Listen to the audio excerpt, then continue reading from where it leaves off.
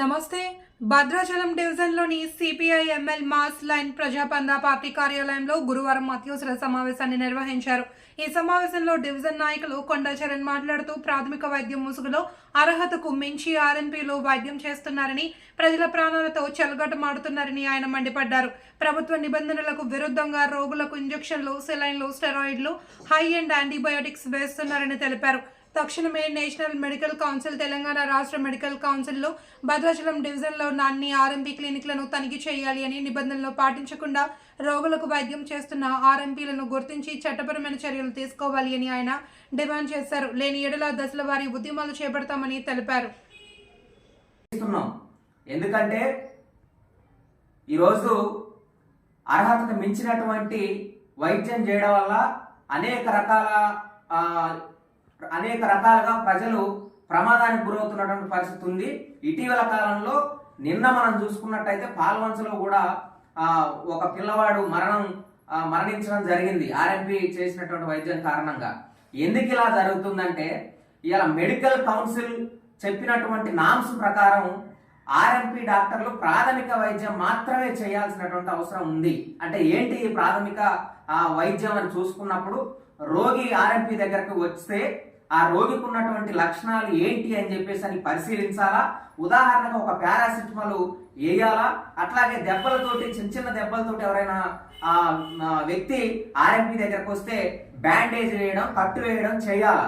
చేసి వెంటనే దగ్గర ఉన్నటువంటి పిఎస్సి అట్లాగే ఈ మెడికల్ కౌన్సిల్ ద్వారా రిజిస్ట్రేషన్ పొందినటువంటి అర్హత కలిగినటువంటి ఎంబీబీఎస్ డాక్టర్కి దగ్గరికి పంపించాల్సినటువంటి అవసరం ఉంది.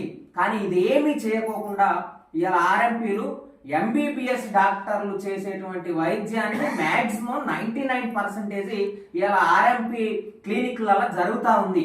ఎందుకు ఇలా ఎంబీబీఎస్ చదువు చదవాలనంటే నీట్ ఎగ్జామ్ రాయాలా, 5 సంవత్సరాలు చదువుకోవాలా, 13 సబ్జెక్టులు పాస్ కావాలా, పీజీ చేయాలా, ప్రాక్టీస్ చేయాలా, 5 సంవత్సరాలకు ఒకసారి మెడికల్ కౌన్సిల్ దగ్గర రిజిస్ట్రేషన్ సర్టిఫికెట్ పొందిన తర్వాతనే వీళ్ళు ఎంబీబీఎస్ డాక్టర్లుగా ఇలా సూదులు వేయడానికో, సిలైన్లు పెట్టడానికి, ఆపరేషన్లు చేయడానికి ఈ రకరకాల వైద్యానికి సంబంధించినటువంటి అర్హత వస్తుంది.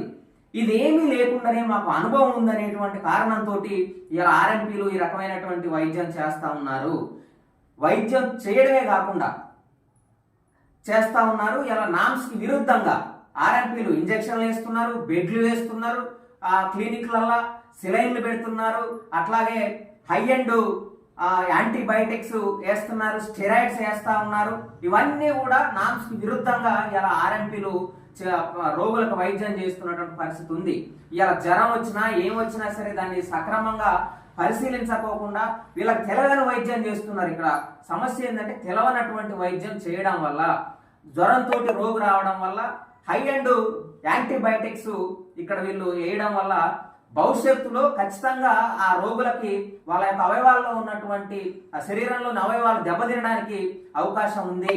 అంతేకాకుండా ఇలా మన జిల్లాలోనే అట్లాగే పక్క జిల్లాలో మన రాష్ట్రంలో కూడా ప్రాణాలు పోయినటువంటి పరిస్థితి కూడా ఆర్ఎంపీలు చేసిన వైద్యానికి సంబంధించి పరిస్థితి ఉంది. మేము దీన్ని తీవ్రంగా ఖండిస్తూ ఉన్నాం. అంతేకాదు, ఇంకా దుర్మార్గమైనటువంటి విషయం ఏంటంటే రిఫరల్ పద్ధతి. వచ్చినటువంటి రోగికి సంబంధించి ఆ రోగి యొక్క రోగాన్ని తగ్గించకోకుండా 2 రోజులు 3 రోజులు తిప్పి ఆ రోగాన్ని పెంచి ఇలా ఆ రోగిని కమిషన్ల కోసం, కాసుల కోసం ఎవరైతే అర్హత కలిగినటువంటి డాక్టర్ల వద్దకు రిఫర్ చేస్తున్నారు.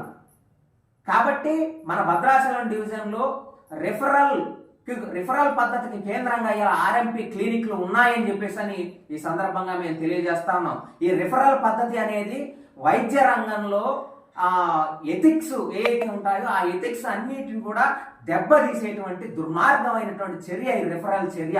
ఇది కమిషన్ల కోసం ఆర్ఎంపీ చేసిన తప్పే.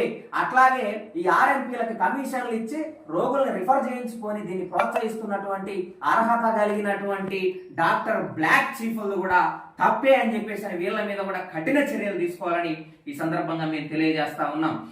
అయితే ఇక్కడ జరుగుతున్నటువంటి ఈ పరిణామాలు అన్నీ కూడా స్థానికంగా ఉన్నటువంటి అధికారులకు తెలిసినా కూడా ఇలా జిల్లా అధికారులు నిమ్మకి నీరెత్తనట్లు చీమ సైతం పుట్టనట్లు వ్యవహరిస్తా ఉన్నారు.